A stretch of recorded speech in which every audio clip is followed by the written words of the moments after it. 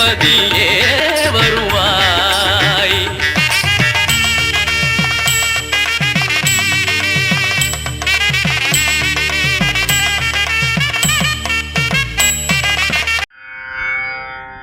కంఠే నాలంబయేత్ గీతం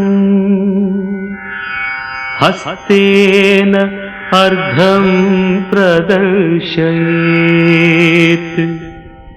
చక్షుభ్యాం దర్శయేత్ భావం పాదాభ్యాం తాళం ఆచరేత్.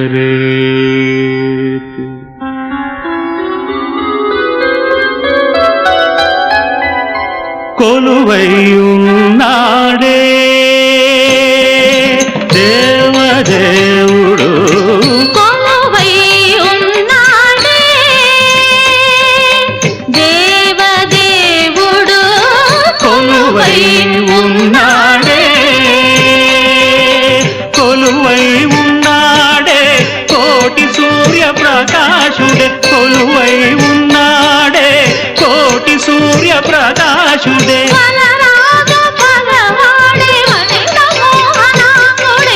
వలరాజు పగవాడే వనిత మోహనాంగుడే, కొలువై ఉన్నాడే.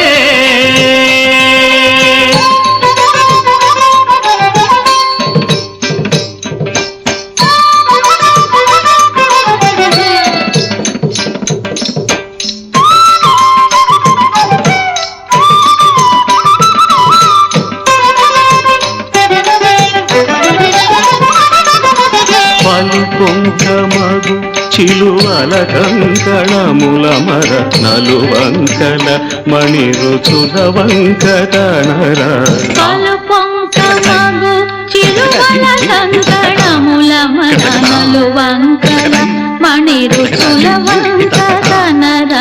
పలుకొంకమగు చిలువల కంకణముల మరత్నలు వంకల మణి రుచుల వంకటనర. తల వంక నలవేలు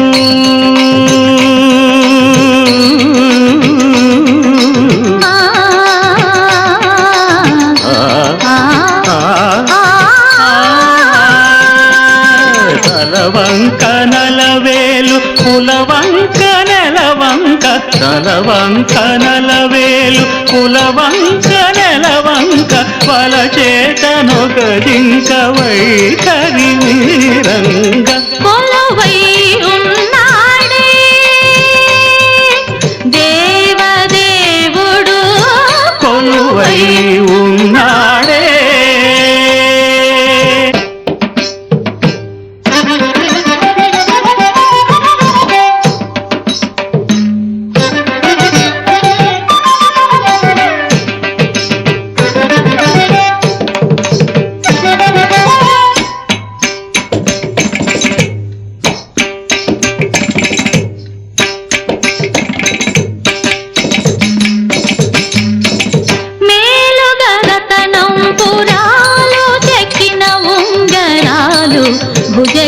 భుజగకేయురాలు మెరయంగా, మేలుగరతనం పురాలు చెక్కిన ఉంగరాలు, భుజగకేయురాలు మెరయంగా. పాలుగారు మోమున శ్రీలు పొడమా,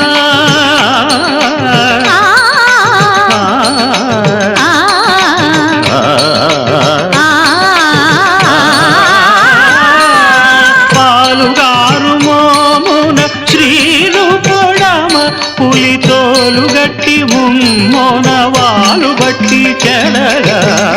కొలువై ఉన్నాడే దేవదేవుడు, దేవదేవుడు, కొలువై ఉన్నాడే.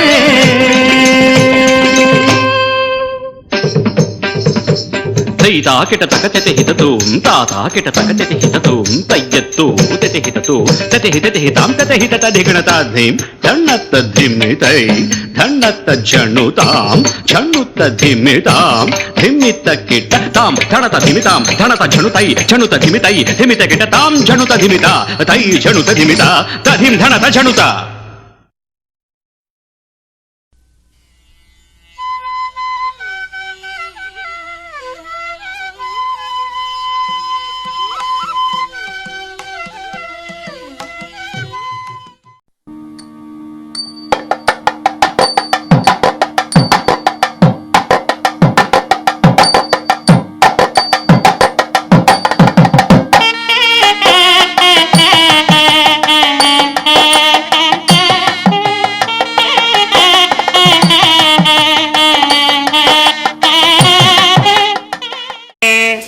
యన్నత్వా కృతకృత్యాస్యస్తన్నమామి గజాననం. సదాశివసమారంభాం శంకరాచార్యమధ్యమాం అస్మదాచార్యపర్యంతాం వందే గురుపరంపరాం. మహాదేవం త్రినయనం భస్మోద్ధూళిత విగ్రహం చిన్మత్రితకరాం భోజం దత్తాత్రేయం నమామ్యహం. నమః సదసే నమః సదసస్పతయే నమః సఖీనాం పురోగాణాం చక్షుషే నమో దివే నమః పృథివ్యై. నమో బ్రహ్మణ్యదేవాయ గో బ్రాహ్మణహితాయ చ జగద్ధితాయ కృష్ణాయ గోవిందాయ నమో నమః. సభాయ నమః. మనందరి యొక్క పుణ్య విశేషం చేత భగవంతుడు మనందరినీ అనుగ్రహించేటటువంటి ఉత్కృష్టమైన పరమ పవిత్రమైన భాగవత సప్తాహ ప్రవచన కార్యక్రమం పరమేశ్వర అనుగ్రహం లేనిదే ఈ రూపంలోకి రాలేదు. దీంట్లో వ్యక్తులు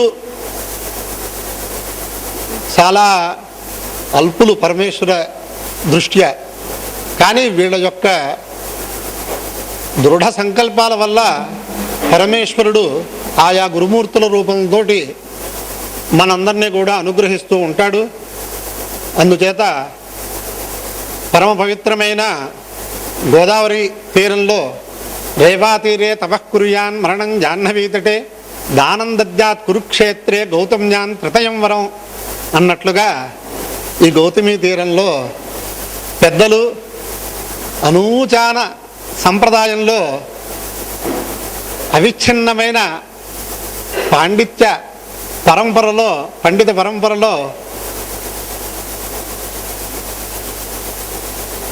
సుశిక్షితులుగా పెద్దల గురువుల యందు జగద్గురువుల యందు భక్తి విశ్వాసాల వల్ల సుశిక్షితులైనటువంటి బ్రహ్మశ్రీ వేదమూర్తులు, భాగవత వ్యాఖ్యాన వాచస్పతి అద్వైత సిద్ధి రత్నాకర ఇత్యాది బిరుదాంకితులు, తర్క వేదాంత శాస్త్రములలో అద్వితీయమైన పాండిత్యాన్ని సంపాదించుకుని పండిత పామర ఉభయ విధమైన జనాన్ని మనస్సులకు ఆహ్లాదంగా ఉంచటానికి తగినటువంటి మంచి ఉపదేశములు చేయటానిలో అగ్రగణ్యులైనటువంటి బ్రహ్మశ్రీ మద్దులపల్లి దత్తాత్రేయ శాస్త్రి మహోదయులు మనకి ఈ భాగవత ప్రవచన సప్తాహాన్ని అనుగ్రహించటానికి వచ్చారంటేనే ఇంట్లో కదలలేనటువంటి వ్యక్తులు కూడా ఒక్కసారి ఈ ప్రవచన మహాయజ్ఞంలో రావాలనే ఉద్దేశంతో ఇక్కడికి వచ్చిన వాడు కొంతమంది నాకు ఉన్నారు. అందుచేత ఇంతమందిని అనుగ్రహించడానికి పరమేశ్వర అనుగ్రహంతో ఇక్కడికి వచ్చేసినటువంటి బ్రహ్మశ్రీ మద్దులపల్లి దత్తాత్రేయ శాస్త్రి గారిని సప్రశ్నయంగా సవినయంగా వేదిక మీదకి ఆహ్వానం చేస్తూ ఈ సప్తాహ ప్రవచన యజ్ఞానికి ముఖ్యమైన మాహాత్మ్య విషయాలన్నీ కూడా అనుగ్రహించవలసిందిగా ప్రార్థన చేస్తున్నాను. అందుచేత వారిని వచ్చి ఉచితాసనం అలంకరించవలసిందిగా ప్రార్థిస్తున్నాను.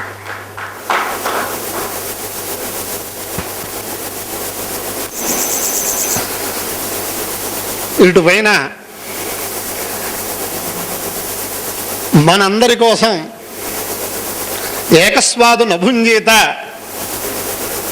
అనే వాక్యాన్ని మనస్సులో పెట్టుకుని భాగవత రసాన్ని ఆస్వాదించడంలో అగ్రగణ్యులైన ఆత్మీయులు డాక్టర్ టివి నారాయణరావు గారు బ్రహ్మశ్రీ మొద్దులపల్లి దత్తాత్రేయ శాస్త్రి గారిని పుష్పమాలాలంకృతులను చేస్తారు. ప్రార్థన చేసి శ్రీకృష్ణాన్ని మనకి తెలుపుడు చేయడానికి వచ్చినటువంటి శాస్త్రి గారిని పుష్పమాలాలంకృతులను చేస్తారు.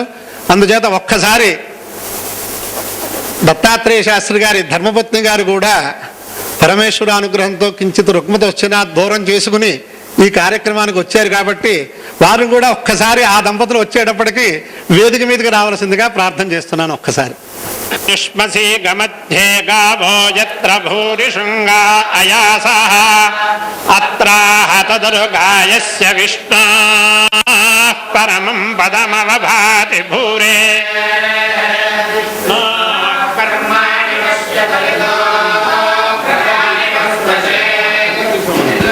యుజ్జస్సఖా తద్విష్ణు పరమం పదగం సదా పశ్యంతి సూరయః దివీవ చక్షురాతతం ఇదం విష్ణుర్విచక్రమే త్రేధాని దధే పదం సమూఢమస్య పాగం సురే అథైతం విష్ణవే చరున్నిర్వపతి యజ్ఞ వై విష్ణుః యజ్ఞ ఏవాంతతః ప్రతితిష్ఠతి స్వాత్ర జోతి విష్ణవే స్వాహా యజ్ఞాయ స్వాహా ప్రతిష్ఠాయై స్వాహేతి గణానాం త్వా గణపతిగో హవామహే కవిం కవీనాముపమశ్రవస్తమం జ్యేష్ఠరాజం బ్రహ్మణాం బ్రహ్మణస్పత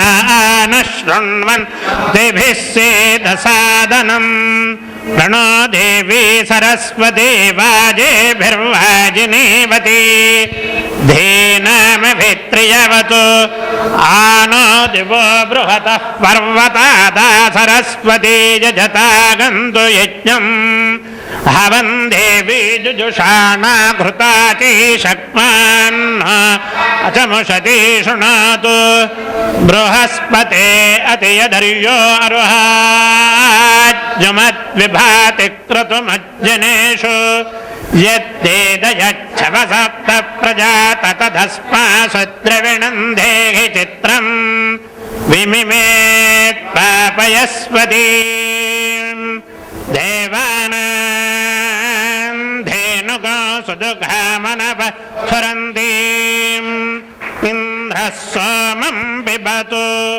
క్షేమో అస్తు నః.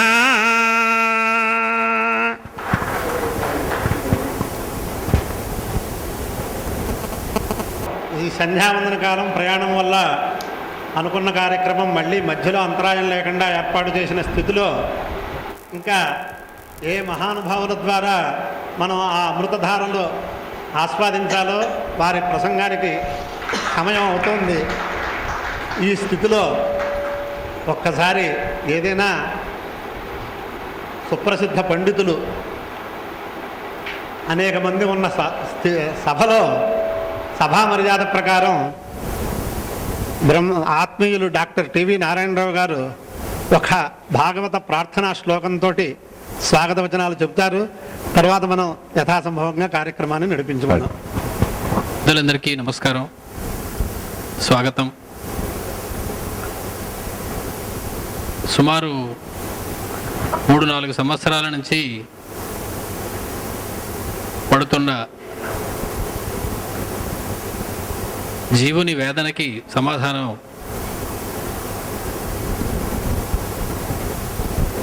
ఈరోజు ఈ రూపంలో దొరికింది. భాగవతం తెలియని వాళ్ళు ఎవరు? భాగవతంలో కథలు తెలియని వాళ్ళు ఎవరు? గజేంద్ర మోక్షం తెలీదా? వామన చరిత్ర తెలీదా? ప్రహ్లాద చరిత్ర తెలీదా? కృష్ణలీలలు తెలియవా? అంటే మళ్ళీ మళ్ళీ ఎన్నిసార్లు విన్నా అందంగా ఉండేటువంటి కథలే కాకుండా ఈ పుట్టుకని తరింపజేసుకోవడానికి అది తప్ప ఇంకొక మార్గం లేదు అని పెద్దలు చెప్పారు. కాబట్టి మళ్ళీ మరొక్కసారి ఆ గాథలని, వాటిలోని తత్వాన్ని, అవి బోధించేటువంటి జ్ఞాన వైరాగ్యాల్ని కూడా తెలుసుకోవాలి అంటే కేవలం ఈనాటి సమకాలీన సమాజంలో మద్దులపల్లి దత్తాత్రేయ శాస్త్రి గారి నుంచే తెలుసుకోవాలి తప్ప వేరొక మార్గం లేదు అంటే అది అతిశయోక్తి కాదు. మద్దులపల్లి మాణిక్య శాస్త్రి గారి పేరు భారతదేశంలో వినని వారు ఉండరు. అటువంటి వారికి జన్మించినటువంటి శ్రీ దత్తాత్రేయ శాస్త్రి గారు అంతటి ప్రతిభా వ్యుత్పత్తులను చూపిస్తూ ఒక పక్క వేదాంతంలోనూ మరొక పక్క శాస్త్రాలలోనూ కూడా తగినటువంటి పాండిత్యాన్ని సంపాదించి ఇప్పటి వరకు బహుశా విస్తృతమైనటువంటి భాగవత సప్తాహాలు అనేక నిర్వహించి ప్రజలను ఉర్రూతలుగుంచేటువంటి కడు రమ్యమైనటువంటి ఉపన్యాసాలు అనేకాలు చేసి మన భాగ్య విశేషం చేత ఈనాటికి మన పుణ్యం పండి రాజమహేంద్రవరంలో భాగవత సప్తాహం చేయడానికి అంగీకరించారు. వారికి శతజ కృతజ్ఞులు.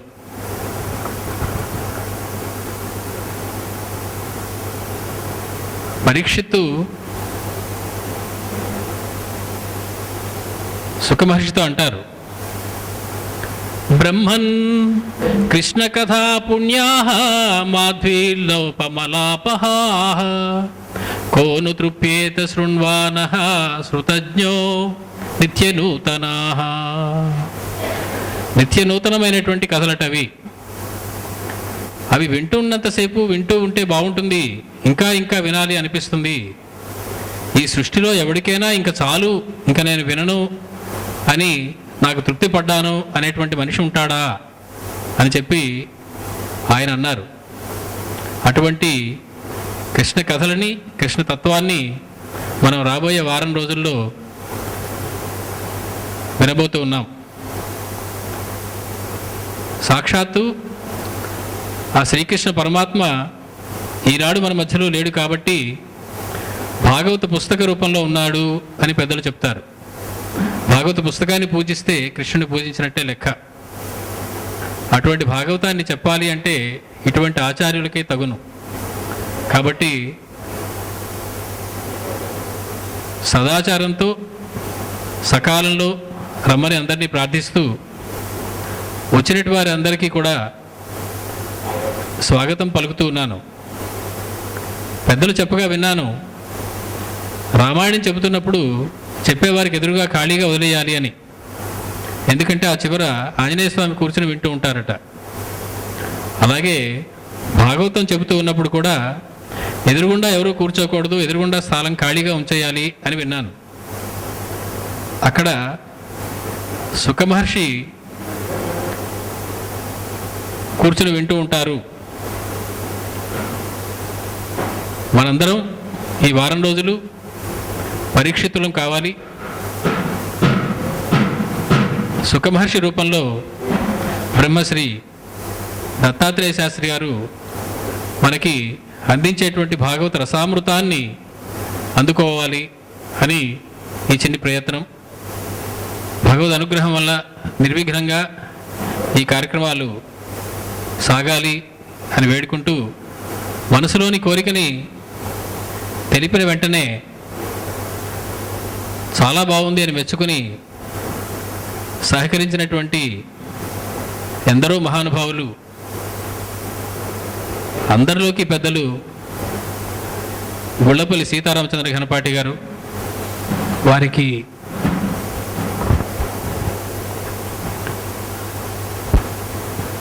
చేయగలిగింది అదొక్కటే. స్వస్తి. ఇక్కడ ఆత్మీయులందరూ సద్గురువుల దగ్గర బోధని, ఆధ్యాత్మిక బోధని పొందడానికి వచ్చిన సందర్భంలో శాస్త్రంలో ఉండే 2-3 విషయాలు మనవి చేయడానికి పూనుకుంటున్నాను. పెద్దల్ని అనుమతి ఇవ్వవలసిందిగా ప్రార్థన చేస్తూ, ఎక్కడైనా సరే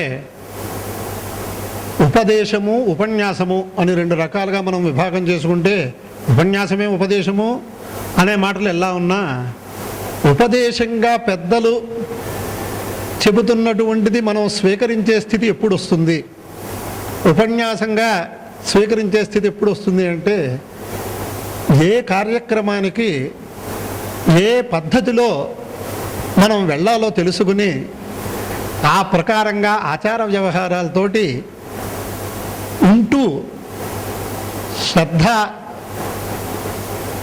భక్తి విశ్వాసాలతోటి వింటే అది ఉపదేశం అవుతుంది. అంచేత ఆ ప్రకారంగా మనందరం కూడా పెద్దల దగ్గర అటువంటి ఉపదేశాన్ని పొందాలి అని మనందరికీ ఆ ప్రకారంగానే ఈ వారం రోజులు ఒక యజ్ఞస్వరూపంగా దీన్ని భావన చెయ్యాలి అని మొట్టమొదటిగా నేను అందరికీ మనవి చేస్తున్నాను. రెండవది, డాక్టర్ గారు అందరికీ పరీక్ష పెట్టారేమో అని తోస్తుంది నాకు. ఎందుచేత ఏమన్నా ఆయన ఈ కార్యక్రమానికి మా సహకారాన్ని స్వీకరించండి అని అడిగిన వాళ్ళకి అనేక మందికి ఆయన చెప్పింది ఏమిటి అంటే, భక్తి శ్రద్ధలతోటి ఆ వారం రోజులు అక్కడికి వచ్చి కూర్చోవటమే మాకు కావలసిన సహకారం. అంటే ఒక రకంగా అది పరీక్షే. అందుచేత ఆ ప్రకారంగా ఆ పరీక్షలో మనందరం కూడా ఉత్తీర్ణులు అవ్వాలి అని ఆ శ్రీకృష్ణ పరమాత్మనే నేను ప్రార్థన చేస్తున్నాను. ముఖ్యంగా గురువునాం గురువు దత్తాత్రేయ, అలాగే ఆ దత్తాత్రేయ నామాన్ని ధరించి ఇక్కడికి వచ్చినటువంటి వారు మన దత్తాత్రేయ శాస్త్రి గారు. దత్తాత్రేయ శాస్త్రి గారిది ప్రస్తుతం ఉన్నటువంటి సమాజంలో ఉన్న దాంట్లో ఆయన నిర్భయంగా సదాచారంతో ఎవరు ఏ ప్రకారంగా ఉద్ధరింపబడాలో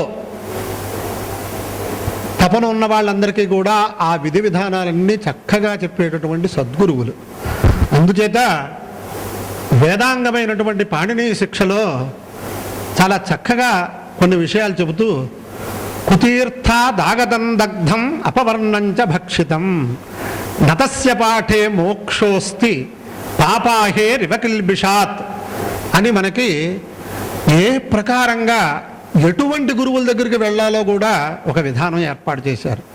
గురువుల యందు త్రిమూర్తి స్వరూపంగా భక్తి విశ్వాసాలు ఉండాలి. కానీ ఏ గురువుల దగ్గరికి వెళ్ళి ఏ ప్రకారంగా ఉండాలో శాస్త్రం నిష్కర్షగా చెప్పింది. ప్రపంచ సారతంత్రం ఇత్యాది గ్రంథాల్లో ఆ సద్గురువుల యొక్క గుణగణాలు ఏమిటో కూడా చాలా చక్కగా చెప్పిందనమాట. అందుచేత అటువంటి గుణగణాలన్నీ కూడా ఒక రాశి రూపంగా ఏర్పాటు చేస్తే ఆ రాశి రూపంగా ఈ వ్యక్తి రూపంగా దత్తాత్రేయ శాస్త్రి గారి రూపంగా ఉంటారు అని చెప్పడంలో పెద్దలకు కూడా సందేహం లేదు. అంచేత కానీ ఎక్కడ పడితే అక్కడ ఎలా చెబితే అల్లాగా, ఎలా ఉంటే అల్లా వినేసే స్థితిలో అది ఎవరికి అంటే పూర్తిగా పరబ్రహ్మ అనుసంధానంతో ఉన్న వాళ్ళందరికీ కూడా. కానీ సాధక దశలో కొన్ని నియమాలు పాటించకపోతే ఆచారహీనం నపునంతి వేదాహ అనే వాక్యాల వల్ల మనకి చాలా అనర్థాలు కూడా కలుగుతాయని కూడా, నతస్య పాఠే మోక్షోస్తి పాపాహే రివకిల్బిషాత్, ఇన్ని ఎందుకు జన్మజన్మాంతరాల్లో చేసుకున్నటువంటి దుష్కృతాలన్నీ పోగొట్టుకుని సదా ఆ పరమాత్మానుసంధానంతో ఉండటానికి కావలసినటువంటి మార్గాల్లో ఉన్నప్పుడు దానికి తగ్గ విధి విధానంగా మనం ఉండాలా అక్కర్లేదా, ఎవరికి వాళ్ళు ప్రశ్న చేసుకుని ఆ ప్రయత్నాన్ని శాస్త్రీయంగా కనుక చేస్తే ప్రతి వాళ్ళు ఆ పరమాత్మ అనుగ్రహాన్ని పొందుతారు అనేదానికి సుతీర్థ దాగతం వ్యక్తం అనే దాంట్లో మంచి సద్గుణములు కలిగినటువంటి సద్గురువుల దగ్గర ఏ మాట విన్నా అది ఎప్పుడూ కూడా ఆధ్యాత్మిక మార్గంలో ఉన్నత స్థితికి మంచి సోపాన పంక్తి అవుతుంది అని కూడా మనకి చెప్పారు. అందుచేత ఈ ప్రకారంగా ముందు మనం వక్తృ లక్షణాలు తెలుసుకోవాలి, తర్వాత శ్రోతృ లక్షణాలు పరమాత్మ అనుగ్రహంతో ఆయన ముఖత ఆయన ధారలో వస్తే మనకే తెలుస్తాయి. వక్తృ లక్షణాల్లో మొట్టమొదట చెప్పింది ఏమిటి అంటే సుతీర్థుడు దగ్గర అన్నదానికి, సుతీర్థులు అంటే ఆయన అంటే తెలిసిన వాళ్ళు చాలామంది ఉన్నా తెలియని వాళ్ళు కూడా ఉండొచ్చు. కాబట్టి అనూచాన పరంపరలో బ్రహ్మ విద్యా మహోదధిగా ఇవాళ అనుకోకుండా ఇక్కడికి వస్తుంటే ఒక జరిగిన సంభాషణలో మా స్నేహితుడితోటి ఓ మాట అన్నాను నేను. కంచి కామకోటి పరమాచార్య స్వామి వారు, చంద్రశేఖర సరస్వతి స్వామి వారు, అలాగే చంద్రశేఖర భారతీ స్వామి వారు ఇలాంటి ఉద్దండ జగద్గురువుల దగ్గర మనం ఏదైనా ఆశీర్వచనాలు పొందిన వాళ్ళని కనుక చూస్తే కూడా మనకు ఒక పుణ్యం వస్తుంది అంటే వారితో చెప్పింది ఏమిటంటే మనందరం అటువంటి పెద్దల్ని హృదయంలో ధ్యానం చేసుకుంటూ మనం ప్రతి అడుగు వెయ్యాలి, ఆధ్యాత్మికంగా ఎదగాలి అంటే అటువంటి మహనీయుల హృదయంలో వ్యక్తులు మాణిక్య శాస్త్రి గారు. అంటే ఈయన యొక్క పితృదేవులు.